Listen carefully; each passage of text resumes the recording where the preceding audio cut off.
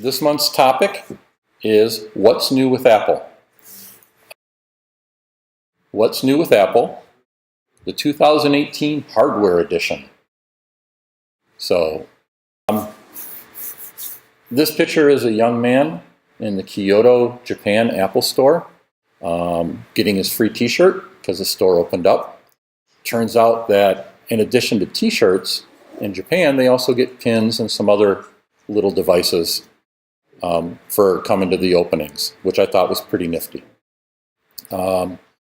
Today we're going to be focusing on hardware improvements in the Apple ecosystem, and next month we will be discussing macOS 10.14 or Mojave. So we look forward to seeing your faces again next month for that. So, Apple has been busy. Really busy. If you've been waiting for hardware, this was a good year for us. They've really spread the wealth of new products out over the last 5 months, starting in July and right up until just like 2 weeks ago. There's a lot of great reasons for upgrading our devices. So if we look, we can see that in July, there was the new MacBook Pro models in the 13 and the 15 inch. September, Apple Watch Series 4 and the iPhone XS and XS Max. October was the iPhone XR. November was the redesigned MacBook Air, the redesigned iPad Pro models, and the upgraded Mac Mini. And I threw finally in there because I've been waiting a long time, because it's been 4 years since they've updated the Mini. So, before we get into all the hardware that we like to use, I'd like to show off a few photos of the hardware that Apple is using worldwide. So, this is the multi-level, and I'm going to ruin this because I don't speak French, Champs-Élysées? Élysées. All right, in Paris, France. Apple went to great expense preserving the building's historic past while introducing modern spaces to it. This building used to be an apartment complex. And that's what it looks like inside, which is pretty breathtaking all the way around. In the vertical photo, that is the wall. Keep going in and out. Well, let me fix that.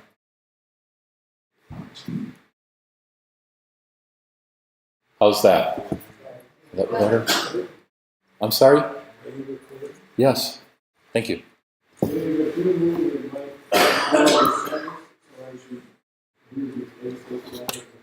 I can do this. Is that better? All right. So, in the vertical photo on here, that is a very, very large screen. Every Apple store is eventually going to end up with that screen that is about 15 feet long and about 10 feet tall. They are pretty impressive when you see them in person. The Grand Rapids store has one. They have not put that into the other stores in the area just yet. That store, that screen by itself, runs off of one server rack to handle everything it does. And that room is a comfortable 36 degrees all the time. So, but looking at the other photos on there, it just shows it how they were able to put a store in a place without having to tear everything down and rebuild it from ground up. So that's sort of a neat feature. They took over the whole building. There's a quote from Johnny Ives, which says, "Working within a historic Parisian building is a great responsibility and a phenomenal opportunity. Our first priority was to honor the history of the building while thoughtfully updating it to create spaces both grand and intimate. The carefully interweaving layers are warm and light-filled, celebrating the timeless spirit of the city." if I could do an English accent, I would have. I can't. So, next up is an outdoor space similar to the Fifth Avenue store. This is in Milan, Italy, at the Piazza Liberty Square. If you look at the picture in the upper right corner, where you see the waterfall, that is actually, the waterfall is covering that staircase that the young woman is walking down, and that leads her into the store. They have a nice area for people to just sit on what looks like huge steps going down to the store itself, but you actually have to go in through the stairs, not through the amphitheater area. My next picture is the Kyoto, Japan Apple Store, which just is really, from an architectural standpoint, I think is really impressive. Although someone did mention that it does have sort of a dark foreboding look to the building, and maybe the HAL logo up there, pulsing, would be a little more appropriate, but that was their sense of humor. Next up is the very first store in Thailand, and this is in Bangkok. This store has a lot of similarities to the store in Chicago, down on the river. It also has some similarities to the new University Square store in Seattle, Washington, with the glass and essentially a laptop roof. So it's pretty nifty. So getting into our presentation, 2018 MacBook Pro. This machine has the brand new 8th generation Intel processors in it, in a 6-core and a quad-core processors. Let me get here. So you can get a 13-inch MacBook Pro starting at $1299, but that has the 7th generation processor in it, and it does not have a touch bar. The new models have the 8th gen chips. They have the touch bars in them now exclusively. The 13-inch model starts at $1799. A fully loaded model, completely spec'd out, you're at $3699. That's a lot of money, and that's before tax and Apple Care Plus.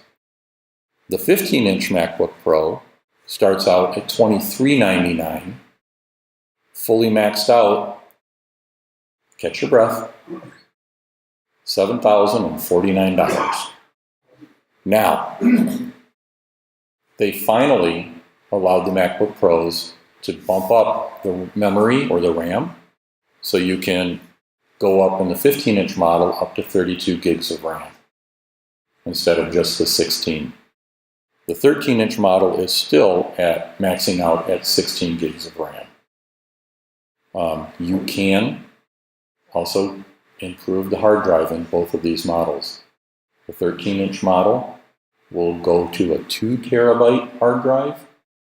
The 15-inch model goes to a whopping 4 terabytes, which explains the $7,000 price sticker. So if you need that kind of space with that kind of speed, that's what you can do.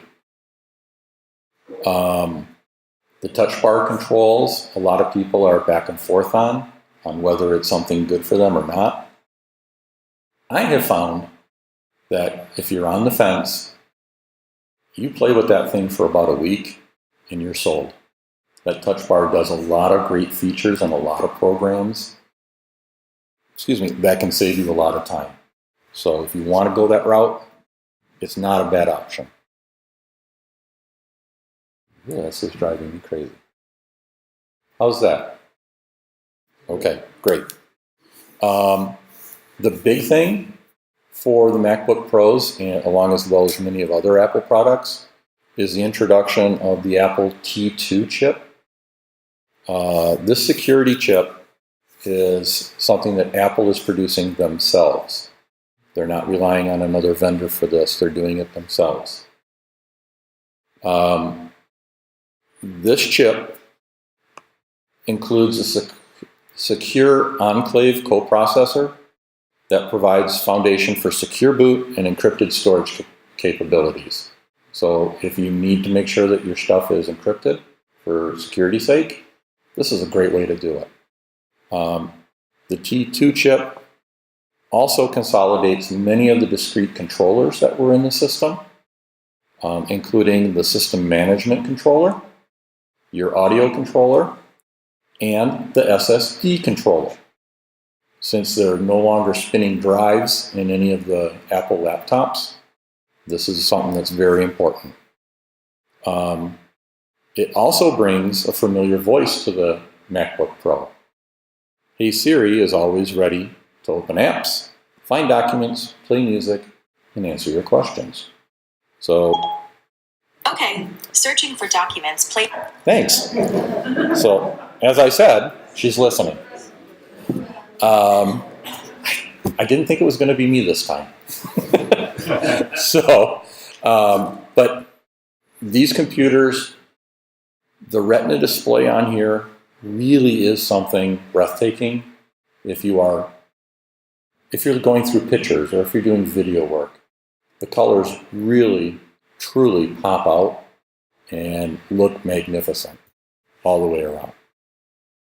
So on the MacBook Pro, they have 4 USB-C/Thunderbolt 3 ports. For those that perhaps don't know, the USB-C allows you to connect hard drives, printers, displays, and your charging cord in any of the 4 ports.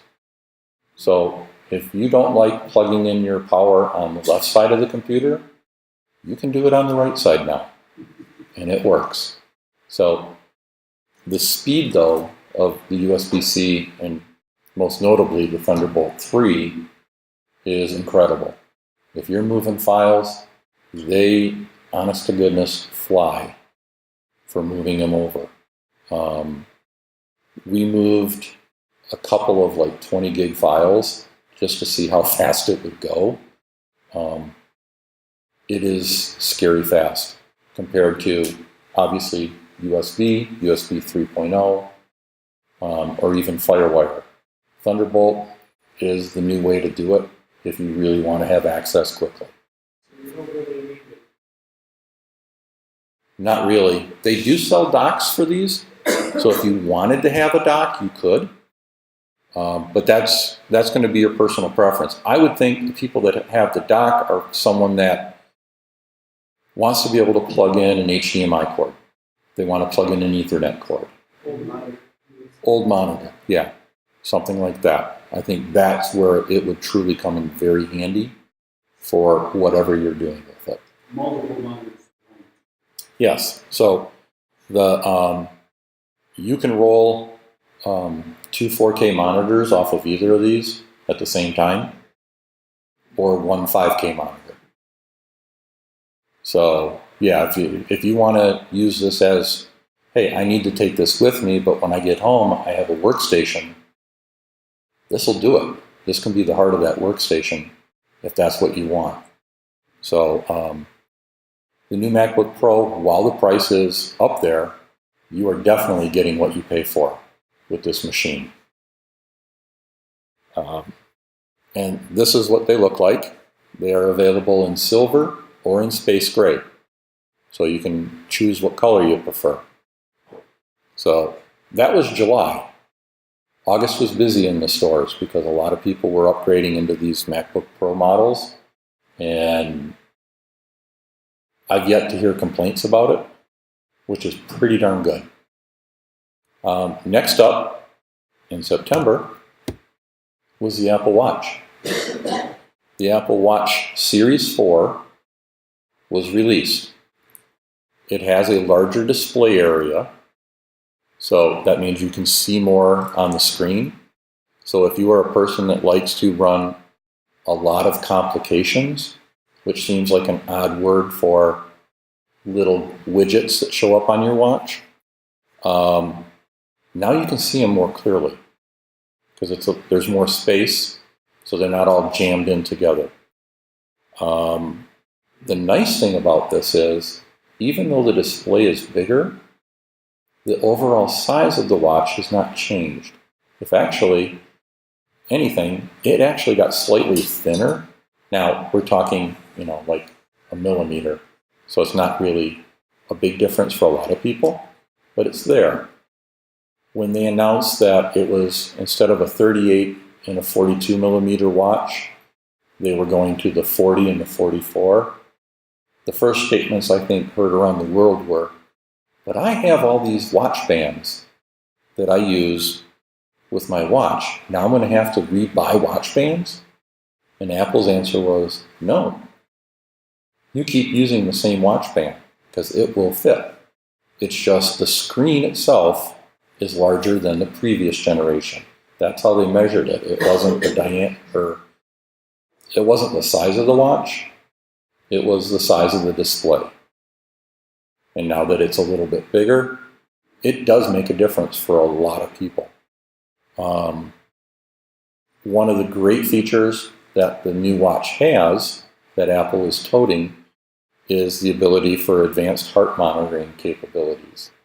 One of the people I work with has AFib, and this was a wonderful gift to him, that this is coming out on the watch.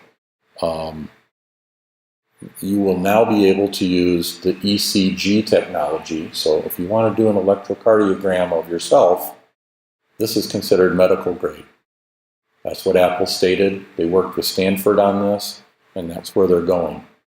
This will be available later in the year. Another thing is that the watch will now give you low and high heart rate notifications. So if it notices that you're exerting yourself perhaps a little more than normal and you're not in, say, an activity app like you're running, it'll give you a little heads up, and that's not a bad thing. The one app that drives me crazy on the Apple Watch is the Breathe app, because it knows when you're stressed. And every time it comes up, I get more stressed because I'm not stressed. But with that being said, they have added a couple of new faces for the Breathe app. So now it's not the same little blue flower. Yeah, I guess that's the best way to put it. The blue flower. Now there's a couple other different faces that you can change it to. So that, I think, for some people is going to be good. I'm trying to learn how to calm down a little bit more.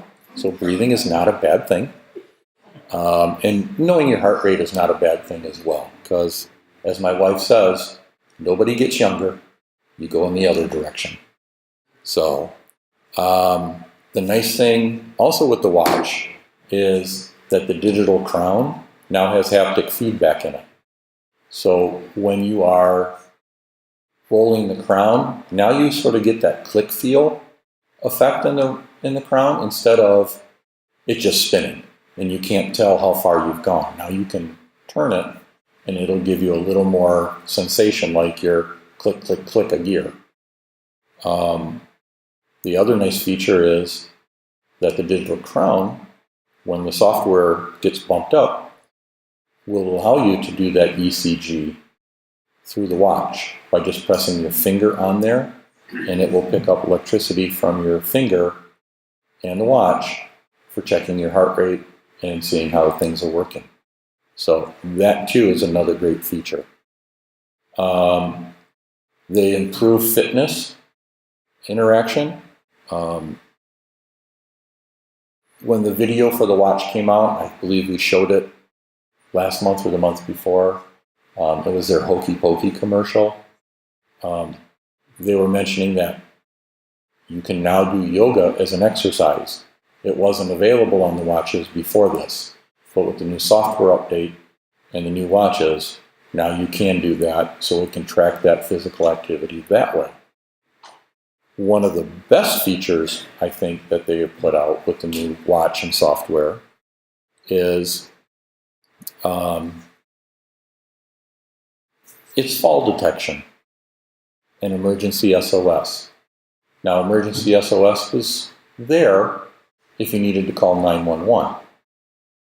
But with the new watch, if you've done the commercial, help, I've fallen and I can't get up, now the watch will give you options to do an emergency SOS to people that you pick in your favorites. So they will do the, oh, Dave fell, does he need help? And that hopefully someone will try to contact you or come to your aid, which I think is a pretty darn good thing. And then the other great feature, which is, it's GPS plus cellular. The watches had the GPS already in them, and you could use your phone when paired to your watch to answer a call. That's okay, as long as your phone was about 20 feet from you. So if it was in your pocket, you didn't have to take your phone out, you could just do it on the watch. And that was okay, but with the new watch, they realized that people were having issues being heard or hearing the caller. So they moved the microphone to the other side of the watch and left the speaker where it is. So one, there wouldn't be unfortunate interaction between the two. And so it could possibly pick up your voice clearer while you're on the call. If you want the watch with just GPS, you can buy it that way. If you want it with the cellular connection as well, you can do that. That does run an additional charge through your carrier. And the reason that it does that is you can leave your watch at home if you're going to go out and walk the dogs, or excuse me, your phone at home if you were going to go out and walk the dogs. Or if you were going to go out sailing and you didn't want to take your phone with you, or out swimming because the watch is waterproof, you don't have to have that. Apple's commercial was a woman standing on a paddleboard out in the middle of a lake taking a call. And they did that live during the keynote presentation. So with that being said, this will work, and it works really well. My neighbor was all into it because she does marathon running. She's nuts. That's all I'm going to say. But she no longer has to carry one other device with her anymore. She maps her route. She's got it on the watch. It's one less thing to carry or bounce around in her pack. If she has a zippered coat that she keeps it in. But now she can just go, and if something happens, she can use the watch to make the call. Now, call time on the watch is not designed for long phone calls, so you don't want to do corporate counsel or conference calls on this, because the battery is going to be good for about an hour of total talk time. Then it's going to die. But if you need to just make a couple of quick calls or answer a few quick ones, it'll do the job for what you want. So that's something to consider when you are purchasing an Apple Watch, whether you want to go with the GPS version or whether you want the GPS plus cellular. Your carrier will tell you how much it'll cost to add it. You don't have to do it when you buy the watch. You can add it at a later time. Most carriers are charging between $11 and $14 a month to add that line, which is the same phone number you have, to your watch. So, as I said, the I've fallen and I can't get up. It's sort of nice to do I fell but I'm okay, to let people know, no, I'm fine, I'm good, don't worry. That's a nice feature that they added in as well. Okay, moving on. iPhones. So, I had somebody ask me the difference between the different iPhone models, and we thought about it, and we came up with the idea that your iPhone 7, your iPhone 8, which is still for sale in the Apple stores, that's a Chevy. We're in Detroit, it's a car town. It's a Chevy. Your iPhone XR, that's a Buick, or an Oldsmobile for people that like those. The iPhone XS is the Cadillac. It is the Cadillac of the phones. So if you want to do the how do I decide which one I want, that's how you decide it. They are all fantastic phones. They are all fantastic portable computers in your pocket. You just have to decide what you want to be driving. So, with the iPhone XS, they have the new, as they say, Super Retina OLED screen that is in it. It's beautiful. It really is. The iPhone X introduced that last year. They've improved upon it again. It's great. The best thing is the new chip, the A12 Bionic chip. And they keep bragging about the next generation neural engine. And for a lot of people, they're like, what's the neural engine really going to do for me? And for a number of people, it might not do much for you. But if you decide to use some of the augmented reality software that is out there to use with this, it does a whole lot. There are a lot of people that are seeing on Facebook, somebody will post a picture of themselves, and it's sort of in 3D. And that's part of what the neural engine can do. It'll get you a little bit more in your photos. Sort of like live photos, but a big step up. So the processor, as Apple always says, it's the fastest we've ever made, which is true. It is the fastest they've ever made. I don't ever see them saying, we're taking a step back and slowing it down. But it is an amazing chip for what it does. You have two sizes. The XS is available in a 5.8 screen, or the XS Max is available in a 6.5 screen. Those are some pretty darn big screens. The XS, the normal size, that screen is every bit as big as, say, an iPhone 8 Plus. That's a lot of screen. Apple really stepped up the storage capabilities on these phones. So 64 gigs, 256, 512. Out of curiosity, just by a show of hands, who would buy a 512 iPhone? Okay, all right. That's a lot of space. That's crazy. But the more I thought about it, there are people that need that kind of space. And for probably really, really good reasons, and probably for, I just want the one with the biggest amount of storage I can get. So, with that being said, if you need that kind of space, the iPhone XS starts at $999 for a 64 gig model. If you want to go full bolt crazy, the XS Max with 512 gigs of storage is $1,450. That's a pretty expensive phone all the way around. But if you have a use for it, then it's probably not a bad idea to go that route. If you don't, hey, they have some other options that, to me, seem more reasonable. The nice feature with these phones are the cameras. The dual 12 megapixel camera on the back is just amazing for taking photos or for taking video, because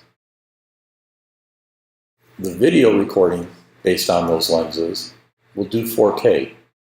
And for people that know video, unlike myself, that 4K video can be done at 24 frames per second, 30 frames per second, or even 60 frames per second. That's pretty amazing that a phone can do that kind of processing and give you that kind of imagery. So that's where that is. The front camera is a 7 megapixel, but it's a true depth camera. So the portrait mode that it came out in the iPhone 10s carries on here, and it's gotten even better. So if you wanted to take portrait mode when you're taking photos of people, well, you can do some really great work with that with not a whole lot of effort. And without having to spend a boatload of money on some high-end camera equipment. So the phone comes in 3 colors in both sizes. So they have silver, space gray, and they now have just a gold color. It does have a little bit of a blush to it, but it doesn't look pink. It just has a touch of blush into that gold. One of the nice features with the iPhone 10 and now on the 10s's and the 10R is when you use Apple Pay, it now uses your Face ID to authenticate and give you a secure way for paying for things. They also increased, as you can see in the lower photo, while no phone is waterproof, the water resistance level has really been ratcheted up with this one, as well as dirt resistance. So this phone, they say, can go into 3 meters of water for up to 30 minutes. I really don't advise anybody to test that out and see how that works. But it is nice to know that if you get caught in a driving rain, you should be okay. And that it does depend on how the phone's situated in your pocket, I guess, but you should be okay. So next was the iPhone 10R. This phone, I think, offers a lot of features above, say, a 7 or an 8, and not really much of a step down from the 10s. It has a 6.1 display. That's a pretty good size display. That's a lot of real estate. Storage capabilities on this are 64 gig, 128, or 256. To me, this seems pretty reasonable. It has the same 12 megapixel camera on the back. However, it is a single camera, not a dual camera. So the telephoto side of the world on this model is picked up by software rather than hardware. The 4K video recording is identical to the 10s.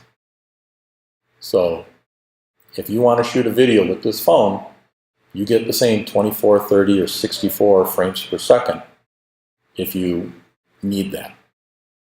The other feature, which some people sort of wrote off, is that it comes in 6 different colors.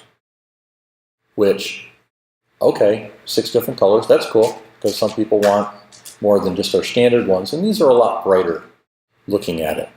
The red phone, the product red model, is really attractive, in my opinion. The yellow is pretty nice. It's a little more golden than yellow. So if you were looking for a banana yellow phone, this is not it. But it's a nice color. The white phone is sharp. Sorry? I'm not sure if it's maize. It's close, but I'm not sure. They have a coral color, which is nice. It's not pink. It seems to lean a little more toward orange, in my opinion, but your eyes are different than mine. The black phone is really stunning, and the blue is a surprisingly good color. It's a nice, I'd say, royal blue, if anything. And the nice thing about all the iPhone 10 models, the 10s's and the 10R, they all have the wireless charging built in. So if you want to use a Qi charger, you can definitely do that, which is a really nice feature. The iPhone 8 has wireless charging, but it really popped out big with the iPhone 10, and they've carried that on through this. So that saves you from looking for a cord trying to plug it in the dark. Dave, what about low light? I believe that they've improved it on both of the models for low light. Is it perfect? You would have to try it out and see. They have a 4-frame. I don't know, to be honest with you on that question. That would probably be something you could pull up on the Apple website under tech specs to get a little more information on that. But I know that the people that I've talked to say that when they've used this phone, because they wanted to get the 10S, but they didn't, and they bought the 10R, they said in low light settings, they were pleasantly surprised with the quality that they got from it. And, there's always that room for improvement, and I'm sure next year's model will probably improve upon it again. But this is a pretty darn good phone all the way around. If you want a phone without a home button, this is a good option. So these are the colors that I was telling you about. So we've got all of those available. You should be able to pick those up in store anytime you'd like. Next up, MacBook Air. So the MacBook Air was getting a little long in the tooth for most users. It was a fantastic computer at $999. It was a fantastic entry-level model for getting into using a Mac. The brand new MacBook Air brings a lot of new innovative features to it that I would say justify the price increase. The price on the base model MacBook Air is now $1199, and that's before tax or Apple Care Plus.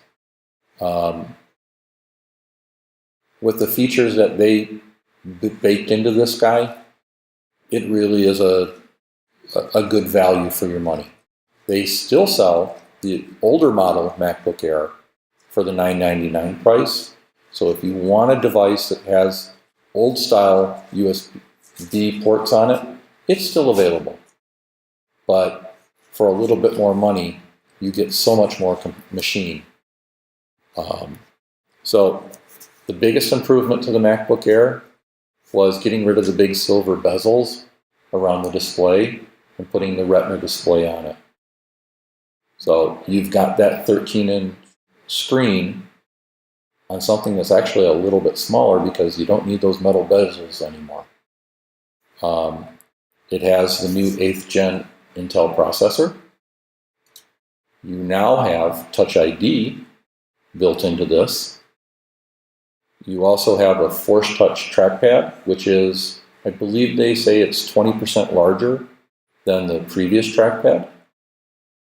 And so if you are a person that likes to use gestures while doing your work, it's a wonderful thing to have rather than trying to do like a 3-finger swipe on the smaller trackpad.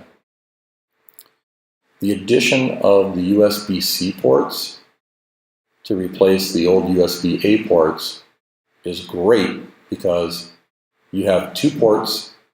They are on the left side. You have a headphone jack on the right side. So you can use USB-C in either of the ports, again, for connecting to a display, hard drive, or where was I going? Charging as well. Because, again, the USB-C technology brings us all of this in a nice, neat package. And then they are claiming that it is an all-day battery. These things truly will run for about 11 hours while you're doing work. Not just it's on, but you're actually doing things. This battery really is a big step forward for the MacBook Air to give you that the sense of I don't have to look for my cable to plug it back in. And so I think this is going to be very popular with a lot of college students, just being able to have it run all day long. Because, as my daughter tells me, it's hard to find a plug in a classroom when everybody else is looking for the same plug. So having something that runs all day long is a huge benefit, I think, for a lot of people. It starts with a 128 gig hard drive, and you can bump it up. I believe it goes up to a 1 terabyte. Give me a second and I will tell you for sure.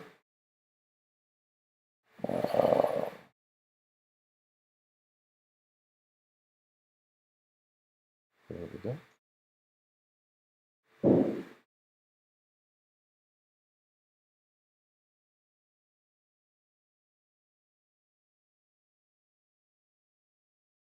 Sorry about that. One of my notes didn't make it in.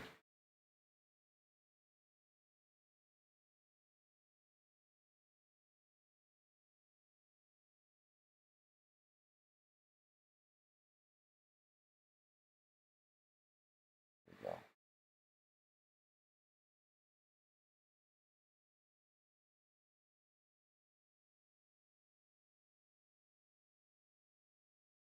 That's the old.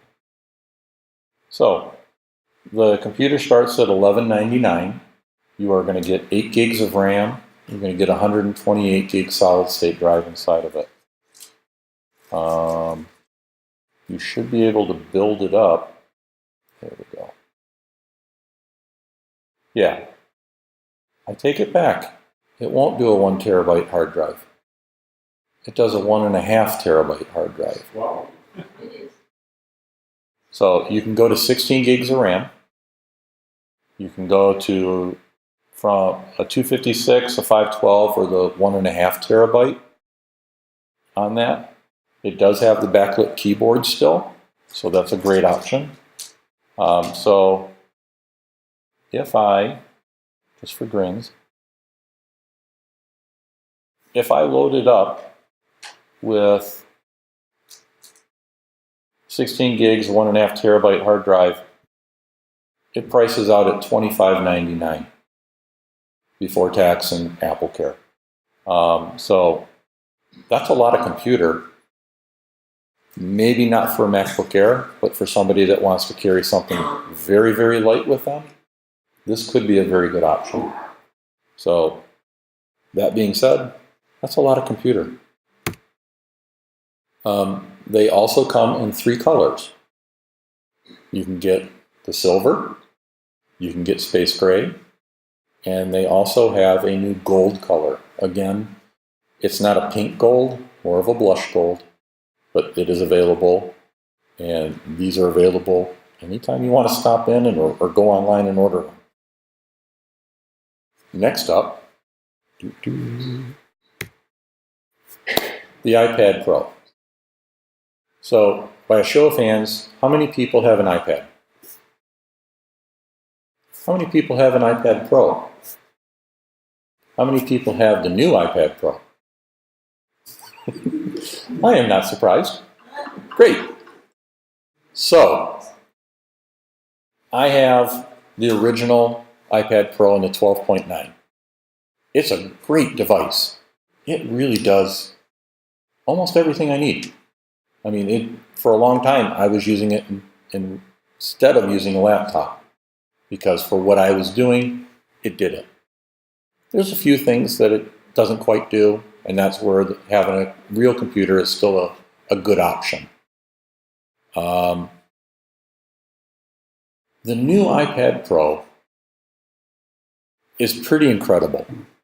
They redesigned the whole darn thing. It sort of harkens back to the original iPad with the, as they say, slab sides to it. And they went from the 10.5-inch iPad Pro to the 11. And it's the exact same size. The 12.5, or excuse me, the 12.9 iPad Pro is pretty big. You would think, oh, well, it's not that big. But when you carry it around, it's a little, it's like carrying a 17-inch MacBook Pro around. You really love it, but it's just a little bit long, especially if the door catches it as you're walking past it. So they redesigned that and made it smaller. And they made it approximately the size of a sheet of paper. So 8.5 by 11. And that's just incredible. So now, instead of carrying around a large magazine, you're carrying around a slightly smaller magazine that does a whole lot of everything. They still sell the 10.5-inch iPad Pro, and they still have, believe it or not, the iPad mini and the iPad by itself, just that name. But the neat feature with the new ones is there's more battery. And I think that was probably because instead of the curved sides, the slab sides allowed them to fit more battery in there and still take up less volume overall. Those models will allow you to go up to 1 terabyte of storage. My opinion, and it's just mine, is with an iPad Pro, 1 terabyte of storage doesn't seem unreasonable. It seems okay, that's good, because for a lot of people, it is replacing their laptop or maybe their desktop. And with the new feature of having the USB-C port on this device, you can now connect it to a number of different peripherals and use it that way. I helped a person the other day set up the new iPad Pro with one of our 4K displays that we sell from LG that uses USB-C. And all you do is plug it in. That's it. You just plug in the iPad to the USB-C cord coming out of the display, and boom, everything's up on that screen. And you do everything on your iPad, and you've got a nice big workspace to see what you're doing. And her goal was, I just want this so I can take the pictures of the grandkids and edit them. And I don't have to look at the little screen. I mean, it's good size, but I wanted bigger. Okay. And she did that instead of buying an iMac. Some of us would say, well, that doesn't really make a lot of sense. But she wanted to take the iPad with her when she was traveling. She's like, the monitor can stay at home. The iPad does everything I need, and it's just a USB-C. And then the other thing that really is what I think pushed her over the edge for buying it this way, you can use that iPad to charge your iPhone. Which, you think about it, and it's like, well, that's not that big a deal. Until you realize you're low on battery on your iPhone, and there's no plug near you. But you're carrying a great big battery pack around that you can connect and use it to charge up that device. That's a pretty good option. My understanding is a number of the camera manufacturers will let you use a connector to plug in USB-C right to the iPad, and you'll be able to import your footage or your photos right onto the iPad from the camera. Mike. How does the camera in the iPad Pro? The iPhone cameras are much better than that. The iPad camera is not, it's not as good. That's the easiest way to put it. In September, my wife and I went out to Yellowstone. And we were taking pictures. And she was using her 6S, looks really good. I was using my 8 Plus, looks a little better.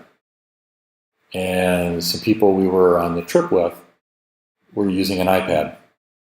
And their pictures looked horrible. Absolutely horrible. And I just, that's not what the iPad's for. You know, the iPad's for, hey, let's get a quick picture of everybody at the family reunion. You know, okay, the phone's going to give you a better picture, but this is better than nothing. But when you're out looking at stuff like that, yeah, it's just a whole lot better to have what you saw. Because the iPad just doesn't do it.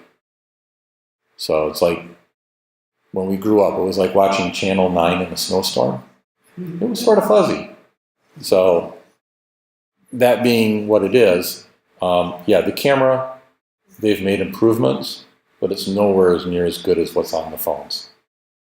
The iPad Pro now uses Face ID, which is a pretty darn good thing because most people were like, well, I've got it on my 10. I got mine on my 10S. Oh, I got it here. And the neat feature is it works whether you are holding the iPad in landscape or in portrait mode. It'll pick up your face. As long as you don't have your thumb over the camera that's picking the sensor that's picking up your face, you're good, and it'll unlock for you. Some of the other things that are on there is a brand new Apple Pencil. And when they announced the new Apple Pencil, we found out that you can have it engraved. And a number of us at the store said, I need it to say Ticonderoga. My statement was, no, it's a second generation pencil. It should just say number 2. Yeah. So the new pencil, they redesigned that thing from the get-go. When you hold it in your hand, it feels like you're holding a pencil. It has that same texture when you're holding it in your hand, unlike the current Apple Pencil, which is sort of slick. It's more like sort of holding a pen, or maybe a cross between a pen and a pencil. But this new one, there is a flat spot on the pencil, so it'll attach to the top of the iPad display, and it wirelessly charges. I can't tell you how many people I helped that I lost the cap off my pencil. I lost the little charging plug for my pencil, and they're purchasing another one. Okay. With the new one with no cap and wireless charging, it's real easy because with the other one, you would plug it into the lightning port. That pencil would then pair with your device and it would charge it too. Okay, that's great. Well, you'd walk over to another one, take that pencil, plug it in. It would forget what it was paired to, and it would now pair to that one. Okay, that's pretty easy. But I think for a classroom setting where they have iPads for the kids and a number of pencils, the ability of not having to plug something in that could be broken off was a really good feature. And the fact that it will wirelessly pair and charge when it connects magnetically to the side of the iPad, that's great. Because I know that I'm always looking for my pencil in my bag because I don't have a loop to put it on here. Because when this case came out, they didn't make them that way. Magnetic would be great. So with the new one, that's not a bad way to go. The one disadvantage of the new Apple Pencil is it only works with the brand new iPad Pros. It does not work with the older models. So the current pencil that is out plus the new pencil, the older pencil doesn't work on the new models, only the new pencil. The new pencil doesn't work on the old models, only the old pencil.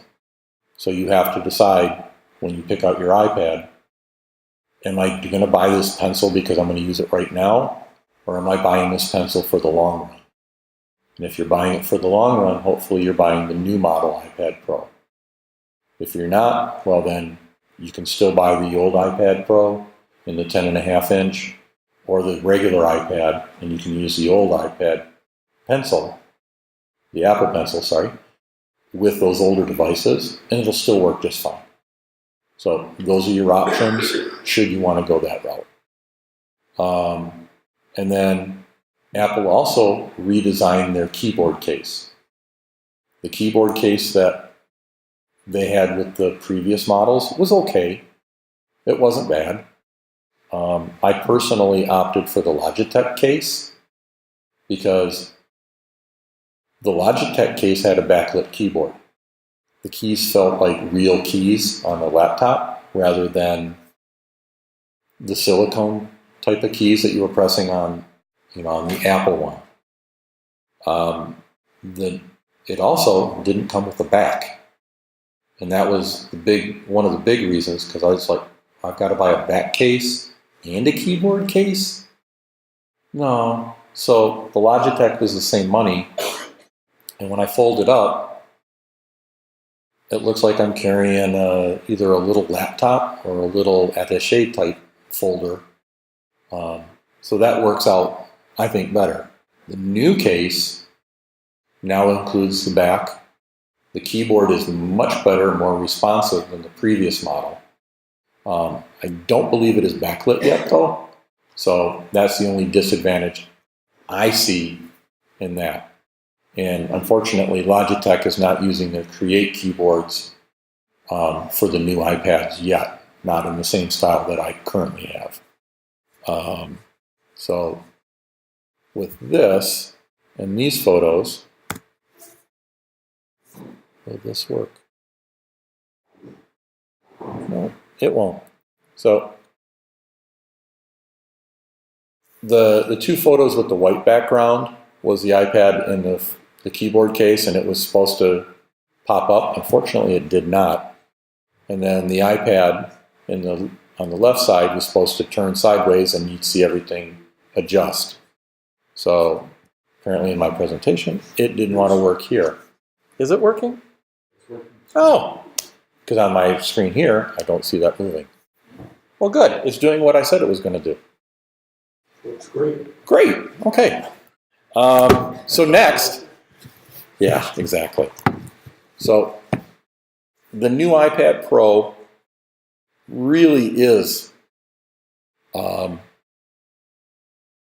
showing where Apple is headed with the future, because I think for a lot of people, using an iPad instead of a computer for a good chunk of the stuff you do is possible. You can also use the new iPad Pro for work, because Adobe just announced Photoshop for the iPad. I believe it's next year it's going to be released. And during the demo in the keynote, the woman from Adobe used the new Apple Pencil. And one of the slick little features is you can double tap the pencil with your finger and change brushes or tools for whatever you're going to use. So I think this is going to give some artists a lot more flexibility going that route with it. So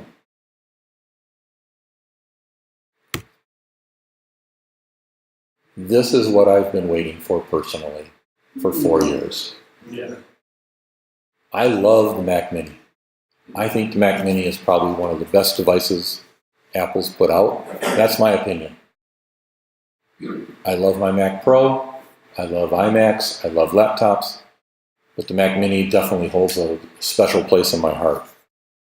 When they announced that they were finally updating the Mac Mini after 4 years, a lot of people were really happy. Dave, Yes. I'm going to slow you down. That's 6 years for upgrade. Well, technically 4 years, because we had a That was 14 just month. model change. It had a little bump.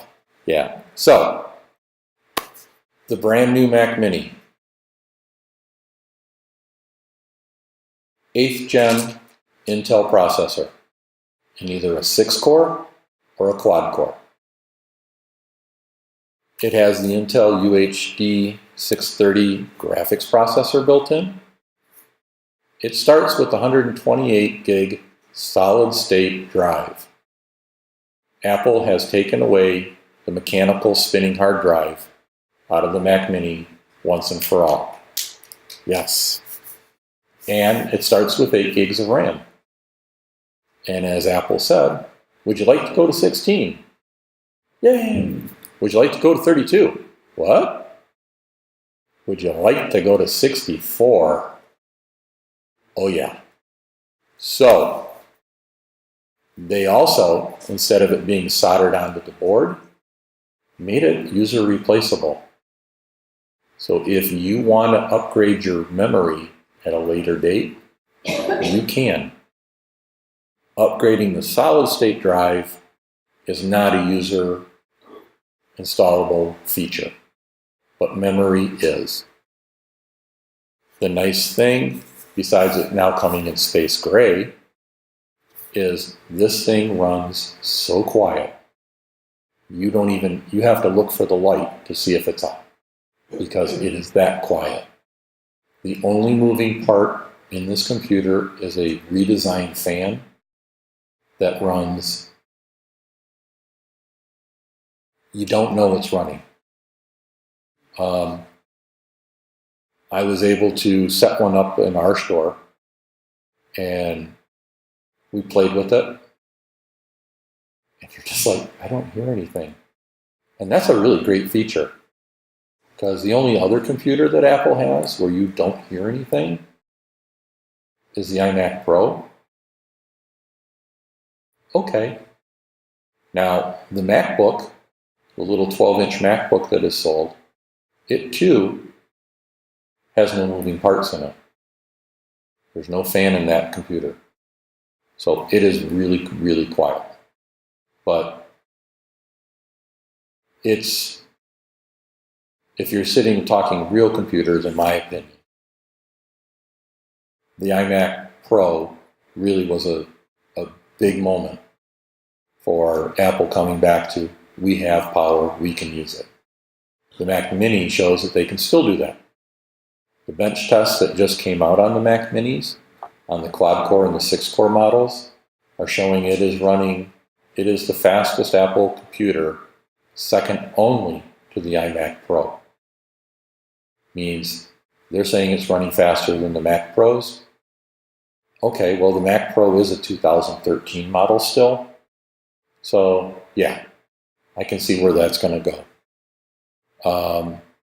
The really cool features of this computer are on the back of the computer. So, when you look at the back of this thing, the large rectangle slot in the center at the bottom, which unfortunately you don't see too well, that's the fan vent. It's really wide. It's really big. Its goal is to make sure everything stays really cool. And with the only moving part being the fan, it should stay really cool with no effort at all. The Mac Mini now comes with 4 Thunderbolt 3/USB-C ports. It has still 2 legacy USB 3.0 ports. So if you have some devices that you need to plug in that are not USB-C yet, this gives you a little bit of room to do that. And the one neat feature is it now offers a 10 gigabit Ethernet upgrade. So my first question was, why would I need a 10 gigabit Ethernet upgrade? And Apple's answer was, well, if you're going to farm these together, say you take 5 of them and hook them all up together for computing power for something, that's why you would want that. And then the other answer was, well, they're future-proofing it because there are some people that have fiber internet in the area, and it pushes at like 1 gigabit. It's incredibly fast. I watched somebody download an HD movie in about 90 seconds from start to finish because he was on that kind of speed.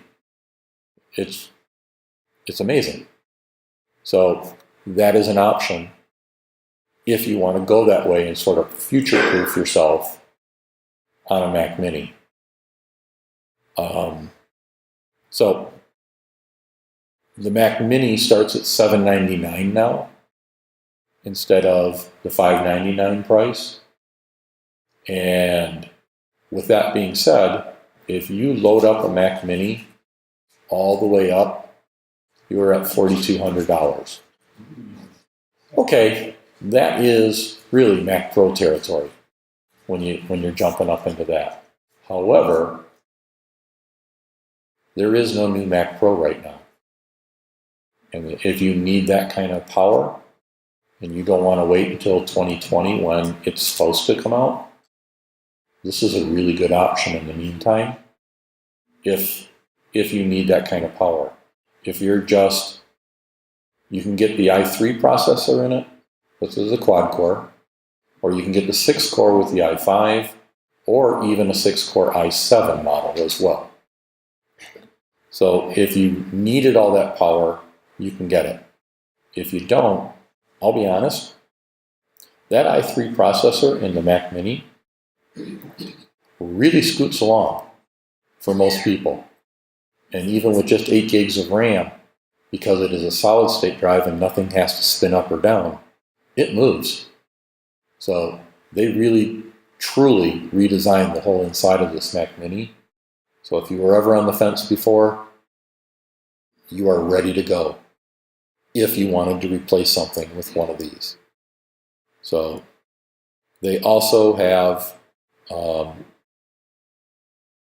made sure that you can get the space grade accessories that the iMacPro has. So if you wanted the keyboard, the trackpad, or the mouse in space gray, they are all available as well for purchase now. They did that about 2 months ago. And now with the Mac Mini and that, in the space gray, it's a nice option if you wanted to keep everything the same. So with that being said, that is our presentation today. And at this point, I will be happy to field questions on any of the products to the best of my ability. Brian? You said on there that the iMac Pro is recent. What about the iMac? So the iMac Pro has not been recently upgraded. It's still the same one. But the plain iMac has not been upgraded in about a year. And from what I have read online, they were hoping that by first of the year there might be some updates to it. I'm guessing at this point it's probably going to be March before maybe the iMac gets a bump. Because usually it's February, March when they do their mid-year bumps. And the new iMac could use a bump. You know, the 21 and the 27-inch models, they could use a little bump in that. So, but I think the iMac Pro is going to be your high-end model still. So, yes. I have a question about Apple Pay. Sure. I do not have or want a debit card. Okay. Can I use Apple Pay without a debit card? Is there any way I can put money on Apple Pay, like $25, refill that as necessary? No. Or do you have to have a debit? You need a credit card or a debit card, one or the other. It won't let you do It won't let you do the refillable cards to put that on. Sure. Yeah, I am not aware of that being a capability for Apple Pay. Perhaps in the future, but as of right now, I don't believe that's a capability. Does Apple Pay talk? Yes. You can put money in PayPal. Yeah. Yeah, because I can use Apple Pay with PayPal. So I would imagine if that was the case, then yeah, maybe that would be a good workaround if you wanted to have a PayPal account instead of, a preloaded card or a reloadable card. You might want to look at that. Apple Cash wants to tie to PayPal, a debit card, or a credit card. I know that the ability to use one of the cards that you can reload doesn't seem to work with Apple Pay, which sort of surprises me because you can reload your Starbucks card and use that. Right. But Apple Cash wants to tie to your bank, right? Yeah. So, Lou. Think of the iMac 5K. Well, that's what Brian was asking, and I would think that that would be something that hopefully in the next, I don't know, 4 or 5 months, they'll do something to bump it up a little bit. You know, it's time. Yes. Can you use your iPhone software? So your iTunes card can be used for purchase of music, TV shows, movies, books, audiobooks, applications, in this case software either on your iOS device or on your computer. That is all that it is good for. Although, let me take that back.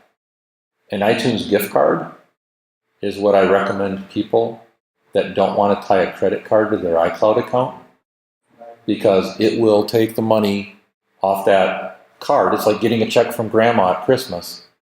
You cash that check in the iTunes store, and every month it'll take a little bit off. You can also use it for Apple Music. So I pay for Apple Music and my iCloud account through iTunes cards because they're about to go on sale with Black Friday coming up. I believe Costco is going to be offering 15% off if you're a Costco member and you order it online. I did that last year, and I bought two $200 gift cards, and I paid $160 a piece for them. So, not a bad way to go. You can use whatever you have in your iTunes account, say from iTunes gift cards. You can also use that on your Apple TV to pay for Netflix. But is there no workaround to use those iTunes cards for purchasing the store for, say, that? No. That is the hard and cold answer on that one. What about It is. They view it as a separate purchase because it's a separate division, and that division handles the things that I had mentioned, but it does not include hardware. Once upon a time, you could use that iTunes gift card to buy an iPod. Then they canceled that, and so ever since then, you would not be able to use that for hardware purchases anymore. Yeah, what about the other way? The iTunes store card. You can use that? The Apple Store card? Yeah. So the Apple Store card can be used to purchase hardware. Okay. It can also be used to purchase iTunes gift cards. So it's still a separate division, and that's how Apple is treating it.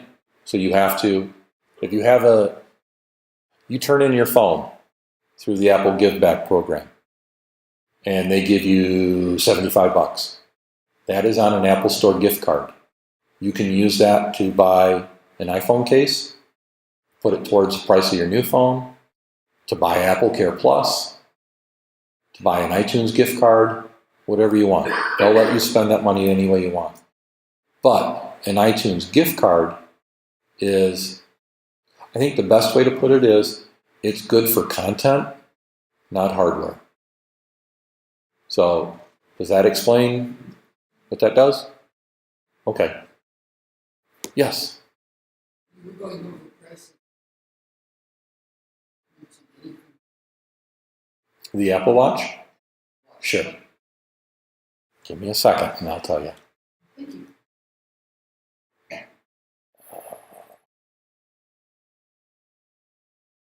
So there are a number of different models in the Apple Watch. You can still purchase a Series 3.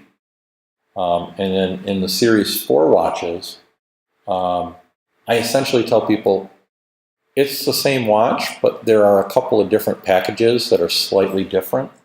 The Series 4 watch, if you just said, I just want the Series 4, and that's all I want to get, they start at $399 for the GPS model, and that would be the 40 millimeter. That's what you show? That was one of the watches, yep. If you wanted, and that's in the aluminum with the sport band. If you wanted the stainless steel model, or excuse me, the aluminum with the GPS plus the cellular, those start at $499. So it's essentially a $100 upgrade. The stainless steel model jumps the price up to $699 for just GPS, and then $799 for GPS and cellular. There are also two other models in the Series 4. One is the Nike watch. They come with exclusive Nike bands. It also comes with a Nike app pre-installed on the watch that is specific for exercise. The goal is to motivate you and get you moving. They also have, for the fashionable, they have the Apple Hermes watch. Did I say that right? I think I did. Hermes? Okay. So, You can't pronounce it, you can't afford it. yeah, that's true. Yeah. That really is the You probably case. don't want it. Yeah, so that watch, you are sitting down, right? Okay, good. That watch starts at $12.99 and goes up because you're paying for the fancy leather band. That watch also comes with an exclusive Hermes watch face for the device itself that you can't get on just a generic Apple Watch. Yes. Just not. Journalists.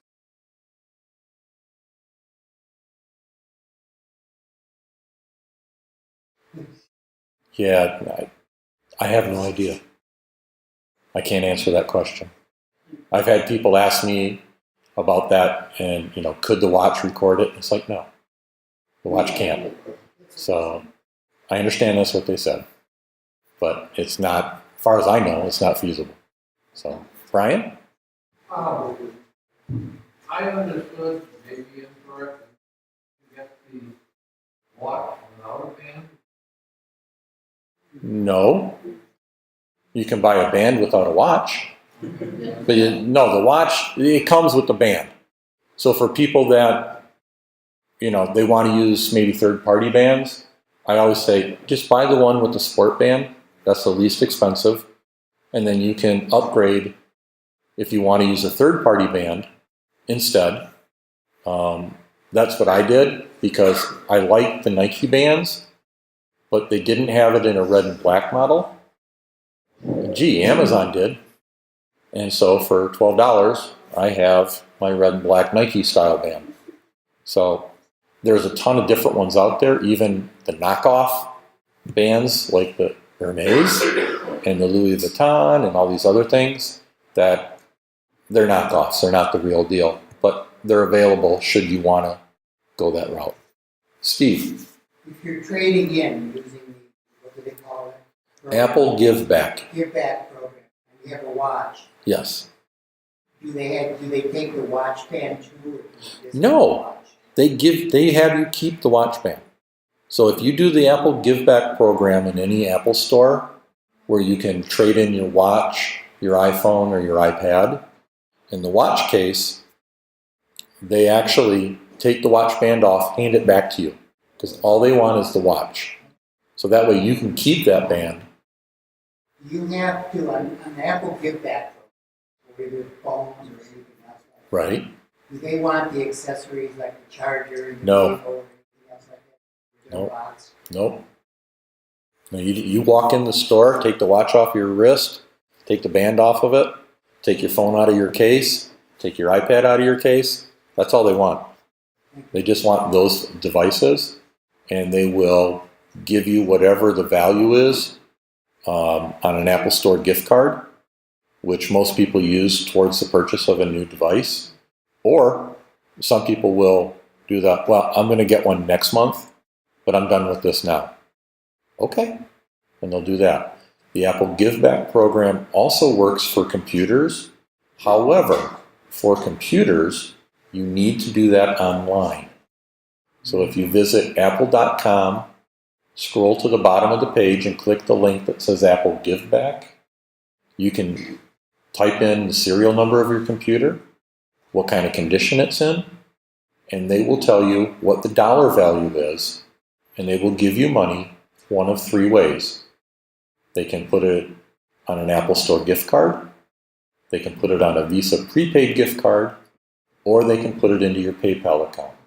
The company that handles this will send you a box, and you package it up after you back up and erase everything and mail it in via FedEx. They will then get that, inspect it, and if it's everything you said it was, they send you your money. If it's not, they have a conversation with you and say, well, it's worth X number of dollars. It's not quite worth what we thought it was. Do you want to accept it? And you can say yes or no. If you say no, they will box it back up and you'll be charged a shipping charge. And that's that. And you get your stuff back. The prices are not bad. And for a lot of people, it saves you the hassle of trying to list it on eBay or Craigslist or Facebook Marketplace, something like that. A lot of people do that. I don't want to be hassled with selling this. I just want to move along. And so that is a good option if you want to go that route. Okay? Links for that are on the sales pages too. Right. It's at the bottom of all the pages. So, yes. I've done iPhone, I've done computers, I've done things through Gazelle. They're mindlessly easy. Yes. You get real money for them. Yep. And they're competitive. Yes, they are. Without a doubt, that is another option. Yes. Yeah, any idea how compatible or how comparable Gazelle or My understanding is Gazelle is right where Apple is, a little less, because, again, the company that's running it for Apple, Gazelle, these other companies, they're looking to resell that product. So they're trying to make money by reselling it to somebody else. Gazelle has a list on their website where you can buy poor condition, fair condition, good condition, excellent condition, depending on what you want. Good condition means there might be a couple of nicks on the side, maybe a little tiny scratch, and so they say that's good. A shattered display, they don't sell. But, poor condition is the thing's been down a flight of stairs kind of. But it's still working, nothing's broken, it just shows wear, a lot of it. So Gazelle is not a bad option to purchase online if you want to do that, or to sell as well. So that's where that is. Yep, not a bad way to do it. So, yes. On the new Mac, Yes. how does that compare to that the old Mac Pro, the cheese grater? Yes. It's very flexible, you can change the memory, the hard drive. How can you compare that with the new? I will be happy to compare that because this is not a setup. Trust me. I am replacing my 2008 Mac Pro with this new Mac Mini. The Mac Pro is a great computer. The one that I have that I am selling I have two optical drives in it, so I can put a CD in one slot and a DV in the other, and have the DVD rip and the CD rip at the same time. So for me, the big advantage of the Mac Pro was the ability to have 4 hard drives inside of there. So just a massive amount of storage. So the one that I have, that I'm selling, has 4 hard drives in it right now. And I have 2 4 terabyte hard drives in it, and I have a 1.5 terabyte and a 2 terabyte. I have 16 gigs of RAM. It'll go up to 32, but 16 was fine for what I was doing. I have the 2 optical drives. It's great. It is a power hog. And I don't need a heater under my desk because it kicks off so much heat. I'm always trying to keep it cool. I'm going to be able to get rid of that giant box put the Mac Mini on the desk next to the display, connect the 16 terabyte hard drive that I bought, that's Thunderbolt 3, to the Mac Mini without using an adapter. Plug, done. I will be able to have everything on that drive and use the Mac Mini that I bought this week to do everything that I do. And is the Mac Mini maybe overkill for my needs? Could be, because I'm not a video guy, and I'll announce that to anybody. I don't get it, but that's me. But I was using the Mac Pro as a media server for the most part. That's why I had the big drives in it. And with having all that space on there, that was great. But since I can put it all on an external instead of living in there, and I can use probably a third of the electricity between the hard drive and the Mac Mini that I was using just on the Mac Pro, I think that's a win-win all the way around. My only disadvantage is I now have to find an external optical drive, which, oh darn, I guess I'm going to have to get a CD, DVD, Blu-ray player to hook up to it and use that instead. So that's a nice advantage because Apple never did Blu-ray players. So now I can use an external with this one and use less space all the way around. So the cheese grater is great, but it's a 10-year-old computer. It still works, but it can only run 1011. Okay, I'm going to run Mojave on the Mac Mini all day long, and I'll be really happy with it. So, anything else? You want to buy one? I'm just saying. So, but no.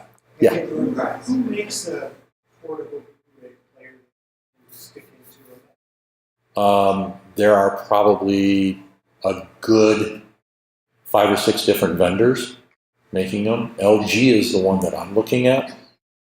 I believe Sony has one. I think Pioneer has a Blu-ray player as well. I mean, there's a ton of them. I'm probably going to look either at newegg.com for one or maybe B&H Photo and see who's got a deal. Mac Sales has plenty. Mac Sales has them as well. My understanding is I can pick one up for like $50.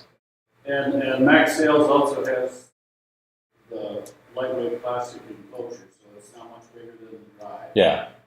And Yeah. I can't remember whether I've had 2 or 3 of them. Yeah. I haven't had any problems. With any version of Mac OS or Windows. Yeah. Or OS X, for that matter. Sure. Pardon me. So, but that's the goal. Pat. You got some old photos, your old photos redone, and you got Okay. and you got maybe how do I convert it here with this to whatever. So the easy step for you, because your Mac Mini, I'm guessing, doesn't have a CD drive in it, correct? Correct. Perfect. So Apple's option is they still sell the Super Drive. The Super Drive is a slot load CD DVD player and burner. They are $79. So if that fits your needs, there's a nice option. Or you can buy a CD DVD player about the same size, like a sandwich box size. They start at like $35 at Best Buy, at Micro Center, a number of places online. Other World Computing, so if you go to macsales.com, you can see them there as well. And it just plugs in the USB port on the back and you're golden. New stuff, old stuff. Sure, yeah. Getting them. That still will overlap and do what you need. That will overlap and do what you need. So, yep. Do we have any other questions before we get started?